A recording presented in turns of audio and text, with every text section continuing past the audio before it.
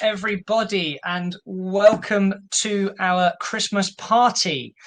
So sorry, I've hijacked all of your conversations. I'm very briefly just going to do a quick, one more quick reminder for the people who have just turned up to turn on your cameras, turn on your microphones when we get back into the networking, and to make sure that you've allowed your camera and microphone within the browser. We recommend using Google Chrome. We recommend that you stay on floor 1 for now. There are a couple of floors in this virtual building because that's where most people are. But within your window, you should be able to see this little padlock up here to allow your camera and microphone. Make sure you've done that because we'll be using it for the networking shortly. But I'm going to stop my sharing my screen now because we want to kick off our festivities this evening. You should be able to now see a chat feature on the right hand side. So you've got the chat there where you can feed in comments and things like that. And you can also reach out to me directly if you want by clicking back on the general chat. You can go and find me and talk to me if you're having issues with your setup, and I'll try and help. But generally speaking, you can message in the general chat. We've also got a participants tab where you can see the people who have joined so far. And then we've got the Q&A tool, which you'll be using to submit questions for Mark after he's given his little talk for us shortly. But without further ado, I'd like to ask Steve to come up on camera with me, because I'd like Steve to give us a bit of a welcome from our fearless leader. Over to you, Steve. Andrew, thanks.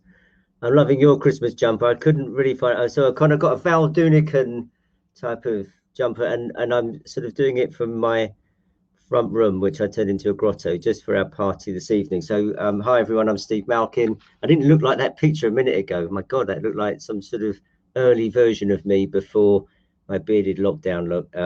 I want to welcome you to our first ever Christmas members party. Thanks so much for coming along on this Thursday afternoon for our first session. This was actually suggested just a few weeks ago by our great friend Nick Austin at SGP. I hope Nick's here tonight. If you are, maybe you can put a note up on the chat. But after our awards in October, which so many of you came along to and did such a phenomenal job, Nick suggested we maybe get everyone together just for a final sort of session and welcome and sign off to 2020.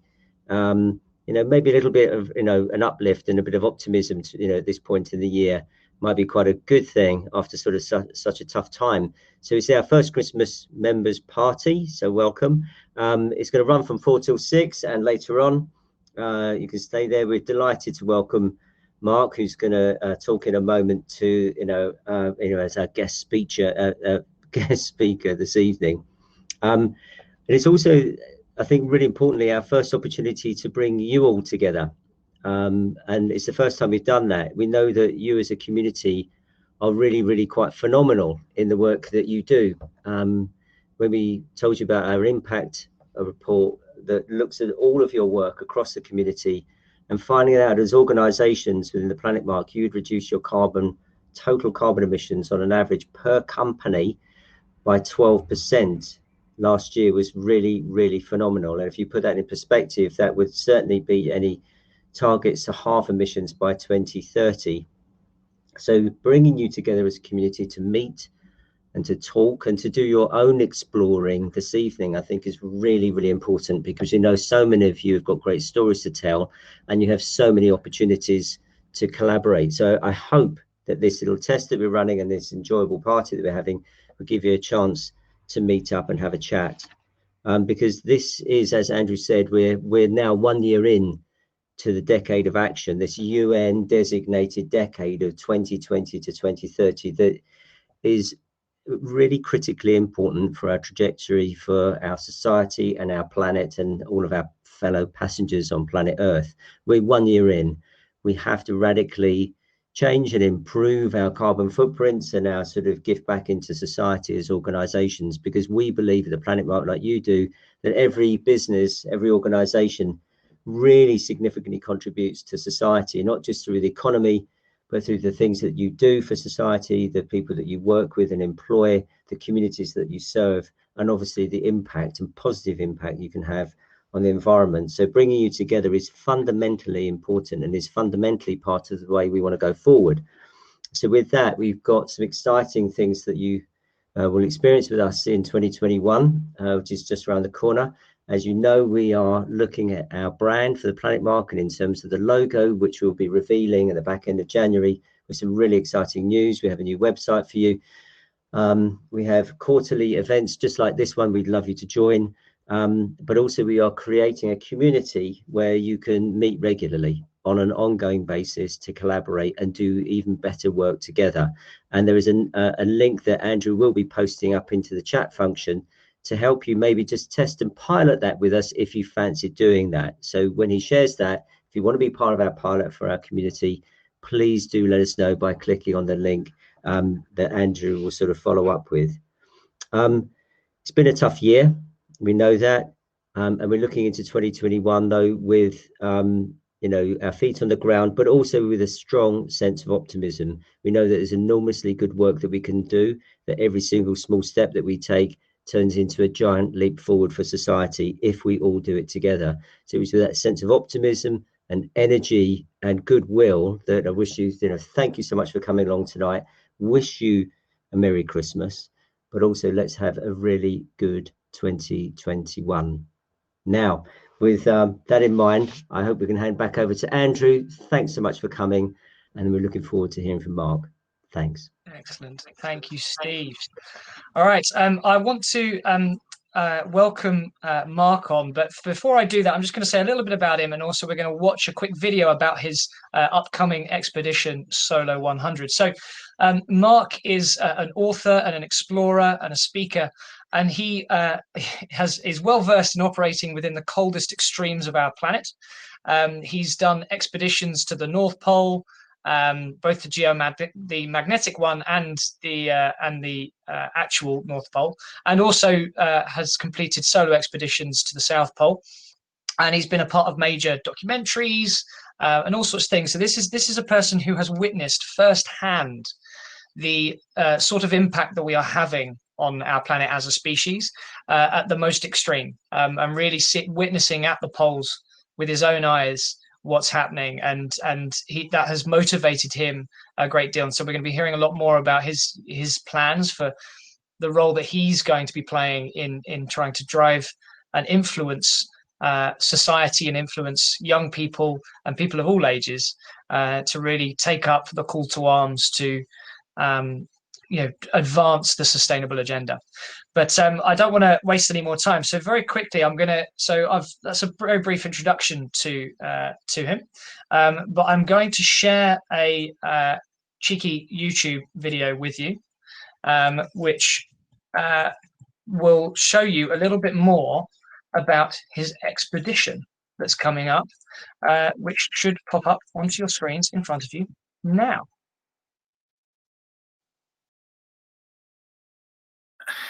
I'd like to welcome onto the virtual stage Mark. Over to you, Mark. Thank you very much. It's wonderful to be in this virtual room with you guys this evening for your Christmas function. I realise some of you couldn't actually watch that film for various reasons. There's plenty of films on my channel of Mark Wood Explorer Films, so please take a look from there.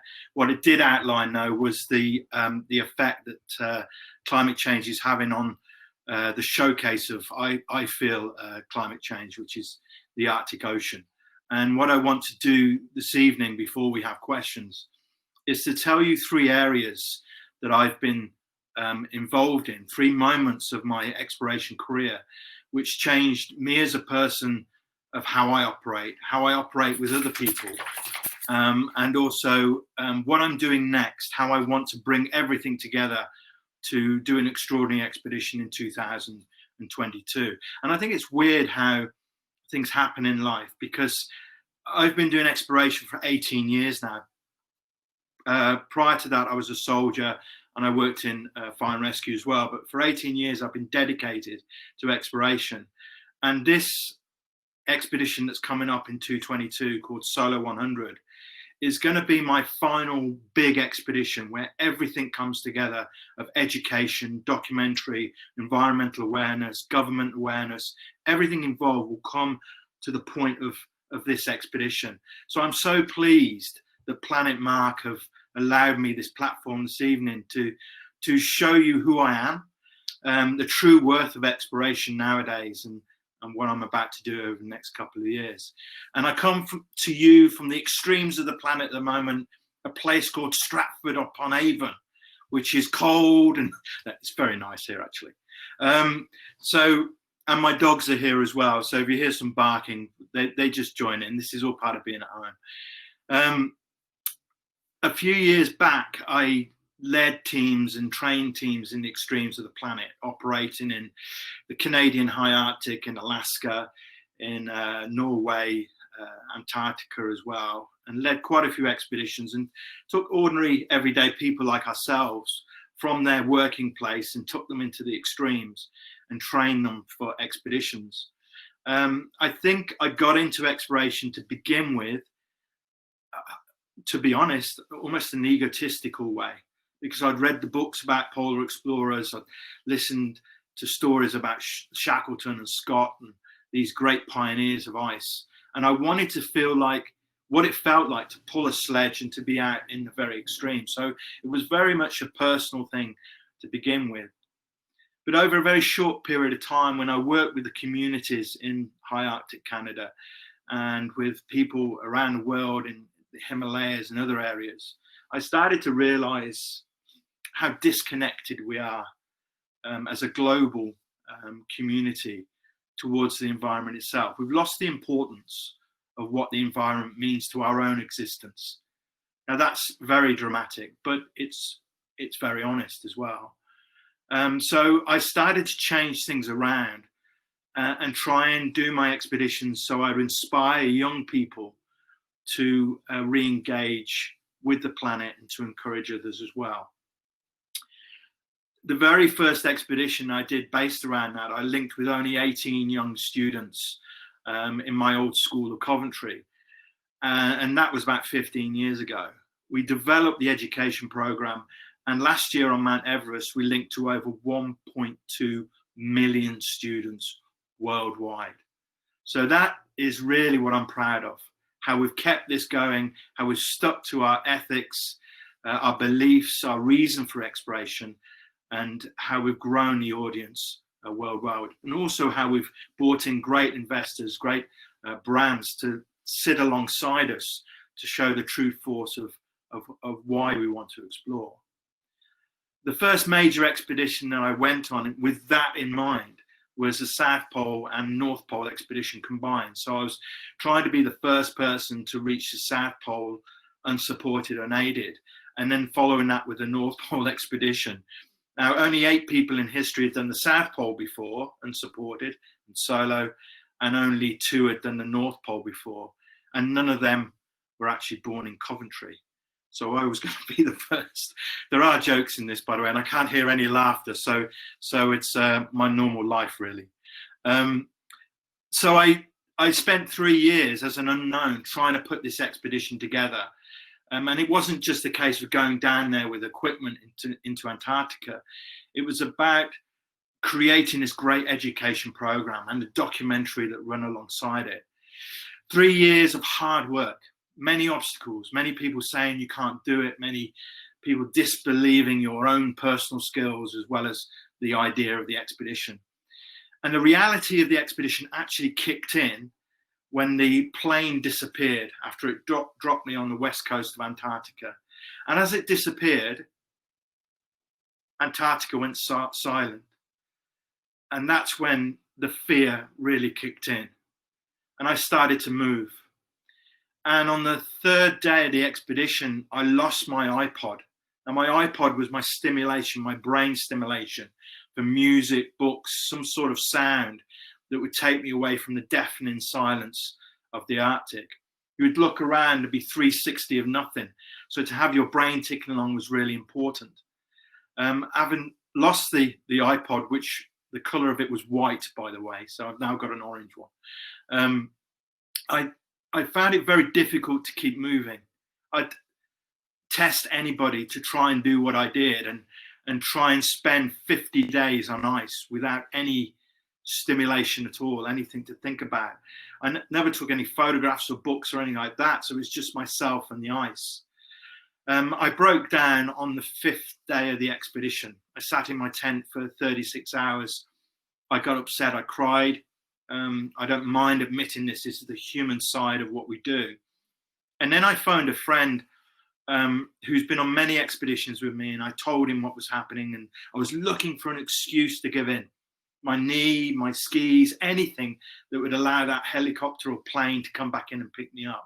He talked me back on my feet, and then I started to move again. And after 3,000 ski steps, I stood on the ice and I thought, I can't do this anymore. And I put my ski sticks in the ground and I closed my eyes and I thought, where do I want to be on the planet at the moment? And I took myself to a place where I go on holiday in Norfolk, to Wells Next to Sea, where I walk my dogs. And I took them to the pine forest. I released my dogs and I walked through the pine forest along the beach. I could smell the sea air. I started to move on ice. And after 3 hours of dreamscape, of drifting away from the Antarctic area, I came out of it and I'd covered 6.5 nautical miles. And that's how I reached the South Pole, by just taking my mind into another place.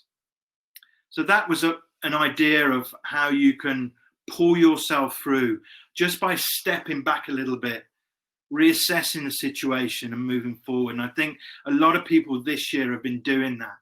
They've been caught up, no matter how strong or tough or the leadership that you have within you, no matter what you're built of. There have been times this year when people have had weakness and fear about their own jobs, about their families, whatever it might be. And I think that taking yourself away from the situation, walking your dogs or breathing the air and just rethinking, speaking to friends, will put you back on your feet again, because things do pass. I did reach the South Pole. This situation we're in now, it will pass and we will move on. The next major area which really turned my life around was on Everest in 2013. I'd spent 72 days on the mountain, and in my backpack I had a unit which would do this. It would create a visual Wi-Fi space where I could link with schools around the world, and I linked with 10,000 young people on that expedition, based in different areas around the planet. And the best example of connecting with the young people was in the death zone on Mount Everest. So the death zone is above 7,200 meters, and it's where the oxygen levels are very, very thin. So you get 30% oxygen going in your body. So you find it difficult to breathe, to think, to move. And you've seen these guys climbing up Everest very, very slowly. Well, at that point, I was sat on some ice. I had a rope around my waist, pushed into the ground with an anchor so I wouldn't slip off the mountain. I had a tablet set up, a Wi-Fi space connection, and I was connected to a school in Australia. And inside of Mount Everest, in minus 35, with the katabatic winds coming off the glaciers, I was delivering a lesson to 200 young people who were sat in a sports hall looking at me on a big screen in their sports hall, alive on Mount Everest itself. I think things like that will stick with young people for the rest of their lives. But I then had a problem with all of this. How could I reach out to all these people, Australia, Africa, all the way around the world, and talk about things which would relate to them? Because everybody lives in different areas, even though we're the same sort of people. So what I do is just pick on 4 things. And I use this whether it's young people or adults. And the first thing I try and teach these people in this short space of time that I have is the most important thing I think in life is having a respect for yourself. If you can have a respect for yourself, no matter how big, small, what sort of area you come from, what you look like, it doesn't matter. If you have a respect for yourself, then everything will run from there. The second one is to have an equal respect for the environment, to look at the environment as something that supports your life, and not to look at it as a whole planet. Look at it as your own local area. So a young person in the family, in the village, in the city, to try and inspire people to do things to help to support climate action. The third thing is to think differently about life. Now, I've already said that I'm from Coventry, but I do these extraordinary expeditions. So I kind of look down life like this and slightly to the side, because I look at opportunities, look at different ways of inspiring people to take action. And I think that's just thinking slightly differently about your brand, your product, and your life as a whole. And the final one is to have fun. And that's the one I struggle with. It was my 54th birthday 2 days ago, and I'm one of those grumpy guys. You know, we're entitled to it when you get to my age.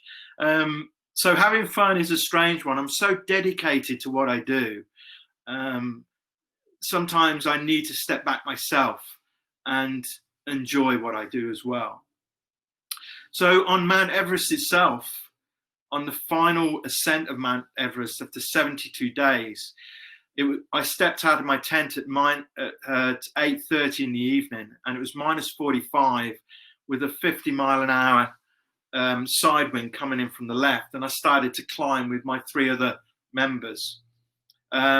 We were going to do a live connection from the summit of Everest with schools in California, and also the bosses of Microsoft and Skype, so no pressure at all.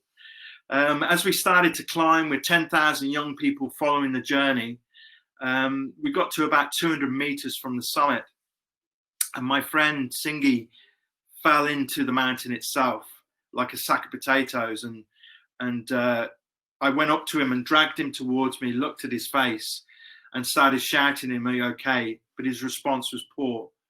So I went back to my colleague and I said, "I think he's dying." And my colleague said, "Well, my feet are frozen. I need to head down the mountain." So then I looked for the 4th member, who's already abseiling down the mountain into safety. And I needed to make a decision at that point of what I would do. I could see the head torches of the climbers reaching the summit, but I had somebody dying in front of me. The decision I made was based not as an explorer, but as a human being, trying to read that situation very quickly and to do the right thing. Some people would climb, reach the top, and try and start a rescue from there. But my intention was to make sure we all came back alive, because that's the importance of an expedition, I feel. So we picked him up and we carried him down. Now, I've done some tough things in the army and in the rescue services, and this was the toughest thing I'd ever done. We got him down to Camp 4, fed him, kept him alive that evening, and over the course of 3 days, we walked him back to base camp and back to his village, which he then saw his family, and that's the other side of exploration. The children learnt a big lesson in that evening about doing the right thing, and I think they learnt more about that singular act than they would have done about me waving some flag on the top of some random mountain. The next stage in my exploration career is going to be a combination of everything brought together. The skills that I've learned on ice, the understanding of how I move solo, and the connection with thousands, hopefully a few million children worldwide. And this is Solo 100, which started at the North Pole in 2016. I worked with 2 other guys. We reached the North Pole, and we were the only team that year to reach the North Pole. The Russians didn't want to put us down on the ice, as some of you saw on the film. And it was the hottest season ever recorded on the Arctic Ocean at the North Pole that year. And subsequently, every year since has heated up, which says something. So I shot that expedition. We then took it back, and Tom Hardy got involved, and great production companies in LA and in London, Tom's company in London. We put together a short film. I linked up with a film company called Dust Off Films. And for the last 4 years, we've been filming in Alaska with dog teams, in Africa with anti-poaching teams, inner city New York schools, and also schools within the UK. And then on Everest last year, we got together the 1.2 million young people. The film crew have been following me around, looking at how I put together the expeditions, but most importantly, how we are forging forward with Solo 100. So Solo 100 will happen in 2022. Because of COVID, it's pushed a year on, which I think is really good because it's allowing me to engage with more people and bring more brands on board as well. I'm going to be dropped off in the Arctic, and instead of 50 days this time, it's going to be 100 days. Now, if you ask most survivalists whether that's possible, they will just laugh and say no. But I believe it is. And the reason is because I understand what I'm getting into. And a lot of people don't get that. They have a certain romance about exploration. But I know the harsh reality of working in minus temperatures, in the dark, on your own, moving forward, and keep moving forward. I understand the toughness that you have to go through, and then the complete euphoria as you move through and start actually working with the environment. So I'm looking forward. I feel it'd be an honor for me to take that expedition. Guinness World Records have come on board because it's 100 days and nobody's survived over, I think it's 72 days on their own, which begs the question, why isn't it called Solo 73? I don't know. Maybe I'm just stupid. But the 100 itself has a bigger meaning than just 100 days. What we're going to do with the international scouting movement is collate 100 films from young people around the globe. And these young people will, first of all, introduce themselves. And why shouldn't they? My name is, and they will say it, because they need to connect with you, to tell you that they're human and where they live. So who they are, where they live, their issues with climate change, so their personal issues with it. But most importantly, and the final thing, is their pledge towards climate action. So we will have 100 films of game changers within the next generation. Every day on ice, I will give a report of what's happening, and these young people will then show the film on the platform that we've got, where everybody will be able to watch it. There's going to be a lot of eyes on this expedition all the way around the world, and I want to bring in as many companies, as many political areas, as many educators as possible to take a look at what I'm going to do, but most importantly, the platform for change, so young people can actually say how they feel about their planet, their home. The other thing is, it's going to be filmed covertly. So we're going to have teams working in the mountains and away from me, where they'll be filming this singular speck moving through the ice. And I'll be filming within the tent, my own personal space. And that documentary will then go into cinemas and also areas like Netflix and places like that. So again, it's got a wider audience to expose the messages that we want to put out. So what do I do next year? What do you guys do next year? It's been a tough one. We're kind of licking our wounds at the moment and shaking ourselves off. And then I think moving into a new year, when people say it's a new year, it's a new happening, we have that every year. It means so much this time around. We've really been through it this year, whether it's your company, your family, personally, whatever it might be. And I think to move into 2021 with fresh, new eyes is so important. To regroup, rethink what you're going to do, make great plans, and really think positively of how you move forward. You know, don't give in, keep moving, keep progressing all the way and make things happen. And that's what I'm going to do.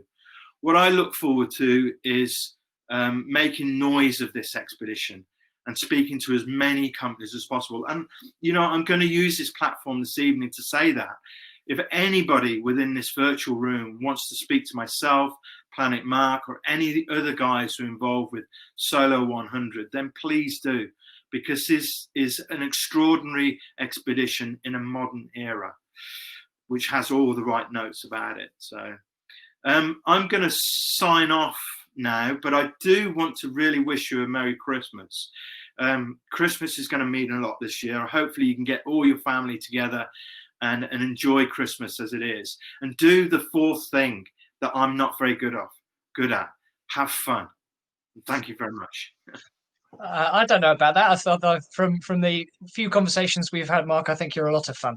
Personally, we've got a few questions in the Q&A tool, so I just wanted to pop up and first of all say a big thank you for sharing those stories with us. They're really powerful, and I was seeing in the chat so many messages which you should definitely go and have a look through yourself later, because it's really lovely feedback on the impact that your story has, which is really lovely to see. But first I'm going to start with the most popular question that rose to the top of the table, which is and I think you've sort of addressed some of it, but can you tell us a bit more about how you plan on helping to raise the voices of youth through Solo 100 and empower them to speak out about the climate crisis, and what can we do as a community to support that? Sure. Well, I'm just going to move my dog. Yeah, it's dinner time, so no, they can wait. Yeah, I mean, I don't do expeditions now just to go and pull a sledge. It has to have a meaning behind it, and the meaning has been developed into this educational platform. So a platform for change means that the expedition is a platform. I'm creating the noise, the visual side of it, and then people will take note of what I'm doing, and which then it allows young people to have a voice, 100 voices around the world. So by collating these films prior to the expedition, so next year we'll get all the films together. And that way we can load it onto the computer as like an advent calendar, if you like, and each day people can open it up and have these young people talking about their own area, because I think it's so interesting, all the travels that I've done. Yes, I've worked with Inuit people and Nepalese guys and other sort of remote areas, but people in a city, young people in a city have really got something to say as well. It's not just related to forests or ice or mountains. There's a young boy in California, I think it was Miami, and he stood up and I'm joking a little bit here, but he stood up and he looked like the naughty boy in the room. I do these virtual talks to classrooms, and I thought, here we go, here's going to be a dodgy question. And he was really upset, and he was talking about the erosion of the coastline of Miami and how his government weren't doing anything about it. Obviously he had an interest with his family and the business along there, but he's very, very sharp and about it. So these guys have got voices. The voices are just a catalyst for people to then listen and make action themselves on it. Fantastic, thank you. The next question we have is from Rebecca at Ingram Valley. So how much are these expeditions mental strength over physical strength whilst you're undertaking these challenges? That's a great question. I think by asking that, I think the answer is mental strength. I mean, I've taken the toughest person you could think of into the Arctic to train, and they've weakened through the coldness and the feeling of claustrophobia. Claustrophobia you'd think is being in a lift, being pushed in a lift or something like that, but it's actually feeling exposed. So the time I felt claustrophobia was when I stood in the void of the Arctic. And these people have that Arctic shock within them, so it weakens them. So you need that mental strength to push you on. Your body will follow you. And this is why I wanted to relate it to this year.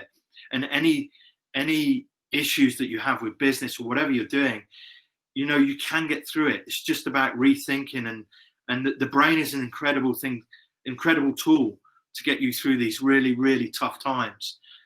Life is just tough. That's the way it is, and we get this. We all know this. We've all had problems in our life. And it's about just rethinking and getting through the tough times, which is really important. But I just need to say at the end of that, I approach things without emotion. So in my military days and in rescue days, we would be effective in the moment if we were well trained, well prepared, and we worked as a team without emotion, because you're just doing the job at hand. But what's important about that, and also about my expeditions and what you guys have gone through, is how you react afterwards, because mental health is a problem. And I know it's put around a lot in the news, but it is a a real problem. So addressing what's happened this year as a leader to your team, mental health wise, is really, really important. I think as you move into 21, that's something to address. And do you have any sort of, I guess, tips on that, where sort of in the moment, you know, it's when you're in that sort of survival mode, which, you know, you all have experienced in very real terms, that survival mode on expeditions, but with businesses and professionals and people in survival mode within their organizations, that, you know, in the moment they're in survival mode and they've got to make the best decisions for them. But do you have any tips or things that you do personally to help sort of, I guess, address that after the fact, when you get back and you're going, oh, you know, that was rough, that was really hard, I found that hard. Is there anything you can share around how you personally? Yeah. There's many things I can say. I can talk about you know, regrouping your team, having what we call a hot debrief and a cold debrief.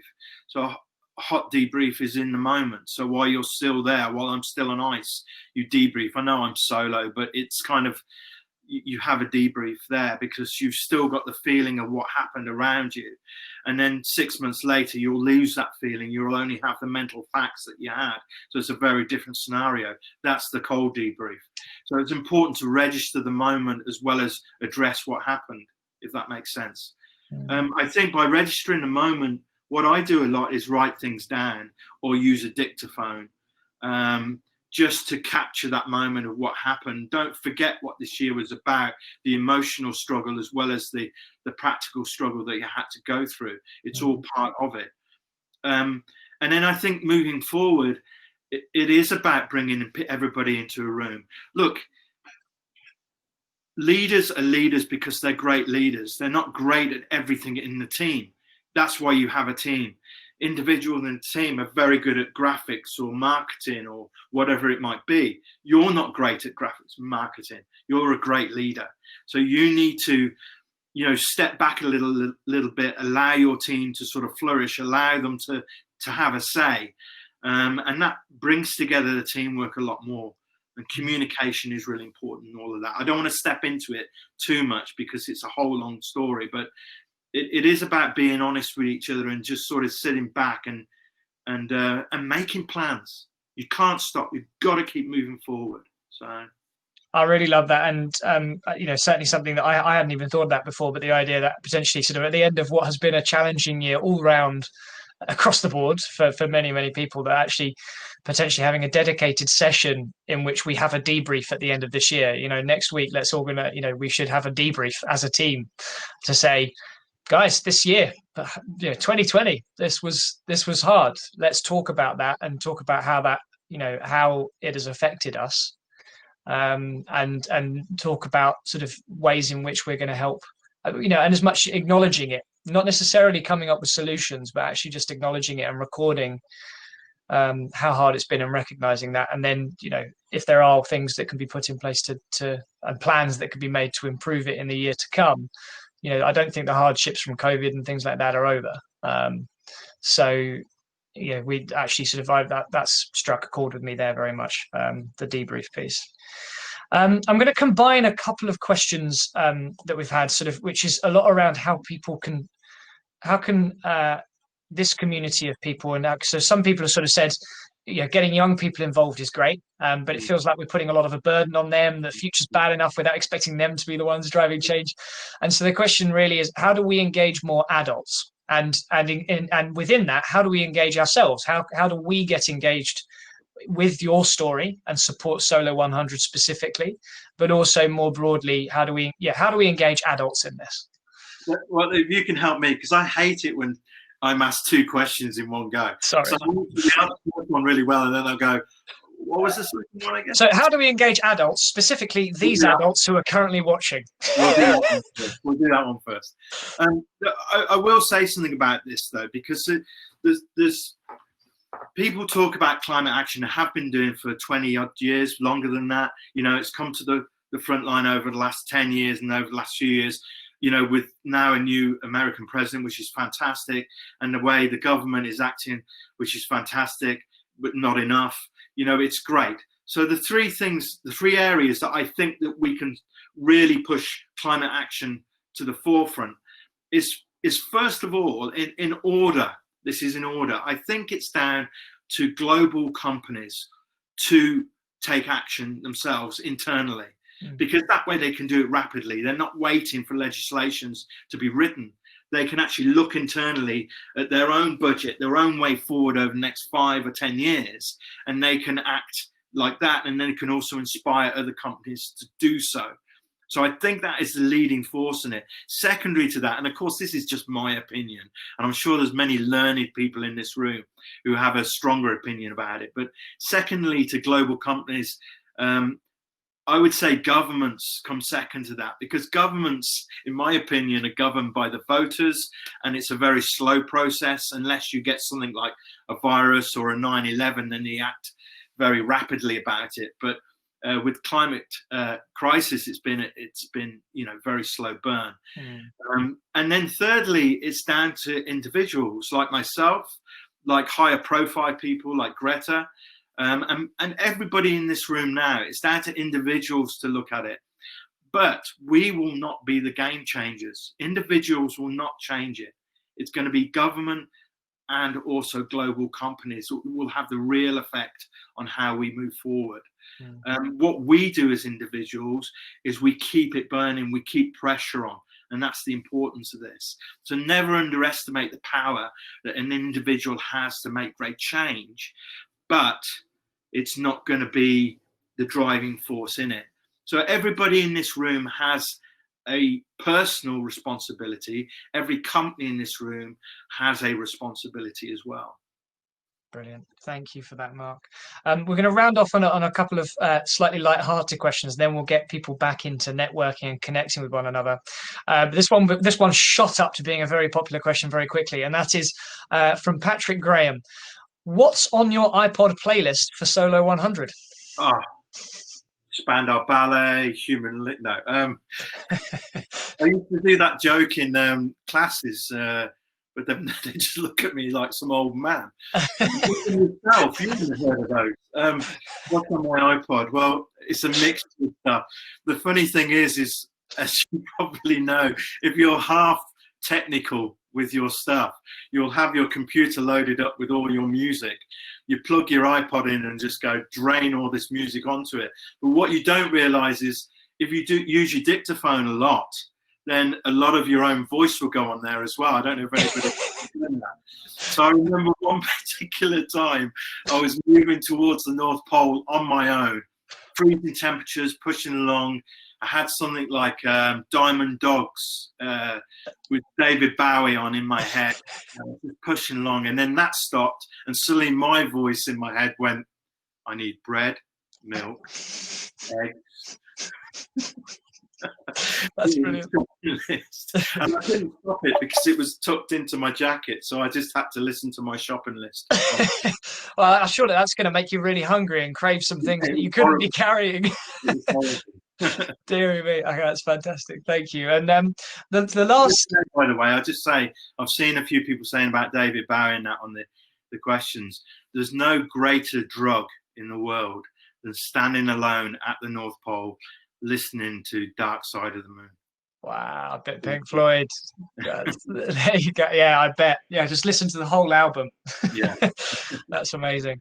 Final question, just because I think it's a really interesting one for us to round off on, from Jay Hussein. When you travel to the far corners of the earth, do you feel like the world shrinks or grows? Well, that's amazing. I've got a picture up here. I'm just going to swivel that around. Can everybody see that picture? That's you probably can't see it too well, but that's a photograph called Earthrise, taken by William Anders, who was on the Apollo 8 mission, which went to the dark side of the moon, funnily enough, and then came on the other side. It's the first photograph of the Earth rising above the moon. It's called Earthrise. And he wrote, I don't know about that expedition, but he wrote that they went to the moon to discover the moon, but in doing so, they rediscovered Earth, because they saw Earth as this blue jewel hanging in the darkness of void of space. and they start to understand the importance of the planet from there. I think when I go to these extreme places, and I do, I mean, it's not, these aren't packaged holidays or things like that. All inclusive then. Yeah, well, it's all inclusive because everything's in my sledge, you know. But it's these are areas where you've got to convince the rescue teams that you're good enough to go in. You're responsible to rescue teams, so it's really old school stuff to a degree, yeah, literally. So when I stand in those areas, it's quite emotional. I think it's you know, as you get older, you start to appreciate things a lot more. You start to know who you are a little bit more. So I think when you have the honor of standing in the extremes of the planet on Everest or wherever it might be, and you feel the silence around you, it gives you a sense of hope, it gives you a sense of fear, it gives you a sense of disappointment, but it does something to you. It energizes you as a human being. So I think connecting with the environment is such an important tool for us as a human race. Brilliant. Thank you so much, Mark. It's been wonderful listening to you. I was sort of scribbling away, writing notes as you were talking, because I couldn't help but sort of see so many parallels between the experiences that you've had and sort of the challenges that we all face as a broader society. And it's a sort of a great metaphor where, like the story you shared about, you know, having to choose between reaching the summit and saving the members of your team. To a certain extent, we're sort of all in that position. You know, it's not just about our company reaching the summit. You know, our specific company or organization reaching net zero. Because do we need to focus on just getting ourselves to net zero, or do we need to make sure that we all get down the mountain alive?